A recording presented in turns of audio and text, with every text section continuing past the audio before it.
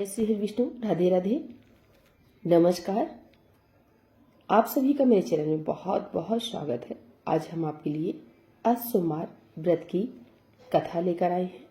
एक समय नैमिषारण्य तीर्थ पर 88,000 ऋषि और मुनि श्री वेद व्यास जी के शिष्य सूत जी से पूछने लगे कि हे मुनि श्रेष्ठ, इस कलिकाल में समस्त प्राणियों को मनोवांछित फल प्रदान करने वाले व्रत की कथा विधि विधान सहित कहिए, जिससे मनुष्यों के पाप नष्ट होकर समस्त कामनाओं की सिद्धि प्राप्त होगी।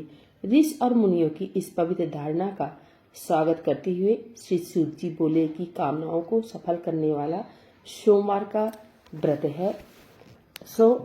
आप सबके स्नेहवश सोमवार व्रत की कथा विधि सहित वर्णन करता हूँ, ध्यान लगाकर सुनिए। संतान नहीं होने का था और पुत्र प्राप्त की चिंता में हर समय बेचैन रहता था। वह पुत्र प्राप्त की कामना से प्रति सोमवार को भगवान शंकर का व्रत और पूजन नियमानुसार करता था और सायंकाल को शिव जी के मंदिर में धूप दीप जलाया करता था।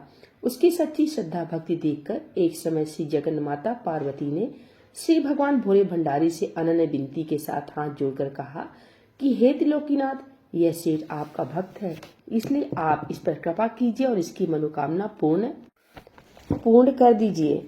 श्री पार्वती की बात सुनकर देवों के देव श्री महादेव जी बोले कि हे गिरिजा, यह संसार एक कर्म क्षेत्र है। यहाँ प्राणी कर्म करने को ही शरीर धारण करता है। जैसे किसान खेत में जैसा बीज बोता है वैसा ही फल प्राप्त होता है, ठीक इसी प्रकार संसार में जो जैसा कर्म करता है वो वैसा ही फल पाता है। अपनी अपनी करने का ही सब प्राणी फल भोगते हैं। यह बात सुनकर दयामती श्री पार्वती जी ने फिर अनन्य विनय कर कहा कि हे प्राणनाथ, जबकि यह बेचारा रात दिन दृढ़ विश्वास के साथ आपकी भक्ति करता है, तब आप कृपा करके इसके दुख का निवारण कीजिए। आप तो दया के धाम हैं, अतः इस पर दया अवश्य करनी चाहिए।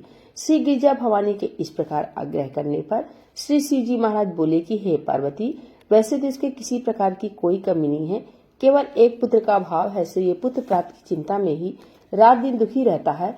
इसके भाग में कोई पुत्र नहीं है, फिर मैं इसकी श्रद्धा देखकर और तुम्हारे आग्रह से इसको पुत्र प्राप्ति का वरदान देता हूँ, परंतु वह पुत्र केवल 12 वर्ष ही जीवित रहेगा। इसके पश्चात वह मृत्यु को प्राप्त हो जाएगा। सो हे पार्वती जी, इससे अधिक मैं इसके लिए और कुछ भी नहीं कर सकता। शिव जी महाराज और पार्वती जी की ये सब बातें वो सेठ भी पूजा करते हुए सुन रहा था। इस बात से उसे न तो कुछ प्रसन्नता हुई और न ही दुख प्राप्त हुआ। वह उसी प्रकार प्रत्येक सोमवार को श्री शिव जी महाराज का व्रत व पूजन करता रहा। इस प्रकार करते करते बहुत दिन व्यतीत हो गए। तब शिव जी कृपा से उस सेठ की स्त्री गर्भवती हुई और 10वें महीने में उसने अत्यंत सुंदर बालक को जन्म दिया। सेठ के घर में बहुत खुशी मनाई गई, परंतु सेठ को उसकी केवल 12 वर्ष की आयु जानकर कोई प्रसन्नता नहीं हुई और न ही उसने यह भेद किसी को प्रकट किया। इस प्रकार प्यार दुलार में वह बालक 11 वर्ष का हो गया। तब उस बालक की माता ने अपने पतिदेव से कहा कि हे प्राणनाथ, अब मेरा लाल सियाना हो गया है, अतः किसी सुंदर गुणयुक्त कन्या से इसका विवाह रचा दीजिए। इस पर सेठ ने कहा कि अभी इसका विवाह नहीं करूंगा, क्योंकि मैं इसे काशी जी पढ़ने को भेजना चाहता हूँ। इतना कहकर सेठ ने उस बालक के मामा को बुलवा लिया और उसे बहुत सा धन देकर कहा कि तुम इसे काशी जी पढ़ने के लिए ले जाओ। मार्ग में जहाँ भी ठहरो वहाँ यज्ञ व दान दिल खोलकर करते जाना तथा भूखों को भोजन वस्त्र देते हुए चले जाना। इस प्रकार समझा बुझाकर सेठ ने दोनों को भेज दिया। वे दोनों मामा भांजे यज्ञ रचाते, भूखों को वस्त्र भोजन तथा ब्राह्मणों को दान देते हुए चले जा रहे थे। चलते चलते के मार्ग में एक शहर में रुके। दैवयोग से उस नगर के राजा की कन्या का विवाह होने वाला था और वर पक्ष का जो राजा बारात लेकर आया था उसका लड़का एकाग से काना था। राजा को इस बात की बड़ी चिंता थी कि काने वर को देखकर कन्या के माता पिता विवाह से इनकार न कर दें। इस कारण जब उसने अति सुंदर सेठ की लड़की को देखा तो मन में विचार किया कि क्यों न इस लड़की को दूल्हा बनाकर बारात का ढुकाव करा लिया जाए, जिससे किसी प्रकार की बाधा न पड़े। ऐसा विचार करके राजा ने उस लड़के के मामा से प्रार्थना की तो दोनों सहमत हो गए। तुरंत उस सेठ के पुत्र को स्नान कराकर तेल फुले मलकर उसे वर के वस्त्राभूषण पहना दिए।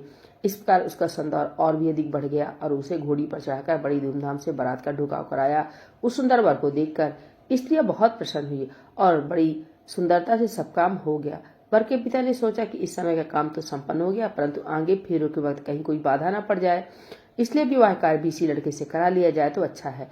ऐसा विचार कर वर के पिता ने उसे लड़के के मामा से विनय पूर्वक अनुकूल वचन कहे कि आप कृपा करके फेरो और कन्यादान का काम भी करा दे तो आपकी बड़ी कृपा होगी। हम इसके बदले में जितना भी कहोगे धन दे देंगे। उन दोनों मामा भांजे ने वर के पिता की यह बात भी स्वीकार कर ली और विवाह का समस्त कार्य बड़ी अच्छी तरह से संपन्न हो गया। परंतु जब लड़का महल में गया और प्रेमालाप करने के बाद राजकुमारी सो गई तो उसने राजकुमारी की चुनरी के पल्ले पर लिख दिया कि तेरा विवाह मेरे साथ हुआ है, परंतु जो राजकुमार तुझे ब्याहने आया है वह एक आंख से काना है, इसलिए उसके बदले मुझे दूल्हा बनाकर सत्कार कराया गया। अब तुझे उसी के साथ भेजा जाएगा और मैं काशी जी पढ़ने जा रहा हूँ। यह बात लिखकर शेर का पुत्र तो चला आया और जब राजकुमारी सोते उठी और अपनी चुनरी के पल्ले पर यह बात लिखी देखी तो उसने काने राजकुमार के साथ जाने से इनकार कर दिया और साफ कह दिया कि यह मेरा पति नहीं है। मेरा विवाह जिसके साथ हुआ है वह तो काशी जी पढ़ने गया है। यह रहस्य जानकर राजकुमारी को माता पिता ने राजकुमारी को विदा नहीं किया और बारात को खाली ही लौटना पड़ा।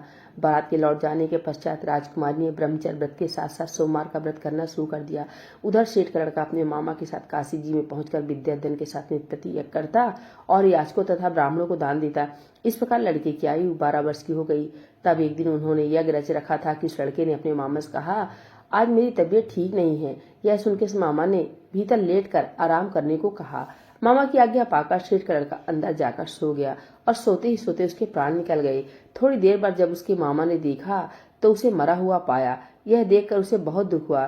फिर उसने सोचा यदि इस समय रोना पीटना किया तो यह अधूरा रह जाएगा। अतः उसने धैर्य धारण कर यज्ञ को संपूर्ण कराया और ब्राह्मणों को भोजन वस्त्र व दान देकर विदा कर दिया। यज्ञ में सब देवताओं सहित वहां शिव पार्वती जी भी आए हुए थे। माता पार्वती जी ने तमाम हाल जानकर और सुंदर गुणयुक्त सेठ के पुत्र को मरा हुआ देखकर शिव जी से कहा कि हे प्रभु, यह तो उसी सेठ का पुत्र है जो कि आपके वरदान से हुआ था। पार्वती जी की यह बात सुनकर शिव जी ने कहा, पार्वती, इसकी आयु इतनी ही थी सो ये भोग चुका। तब पार्वती बोली कि हे प्रभु जी, यज्ञ में समस्त देवताओं सहित आपने जो भोग यज्ञ के ग्रहण किए हैं वे सभी निषेध हो गए, क्योंकि यह यज्ञ के समय से ही मरा पड़ा है। इसलिए आपको इसे जीवन दान देना चाहिए। दूसरे एक अबलख साथ इसका विवाह हुआ है और वह आज तक आपका व्रत और पूजन प्रत्येक सोमवार को करती है।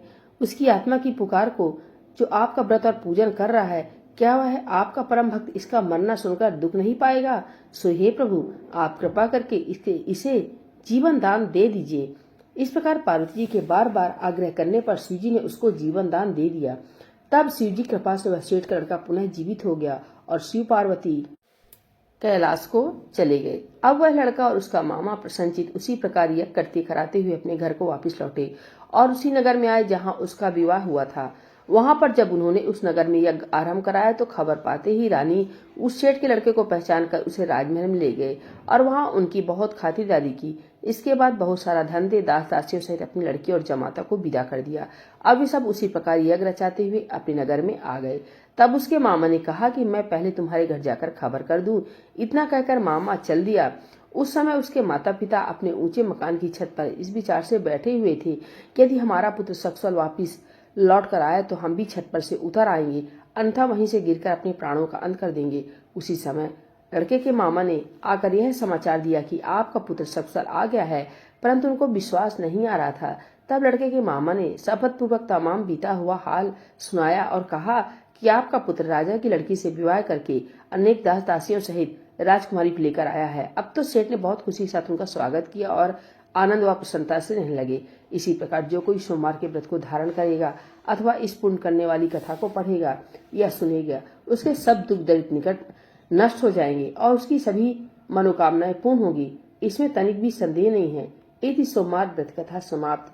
बोलिए भोलेनाथ भगवान की जय, श्री लक्ष्मी नारायण भगवान की जय, माता गौरी की जय, श्री चिरहुरानाथ स्वामी की जय।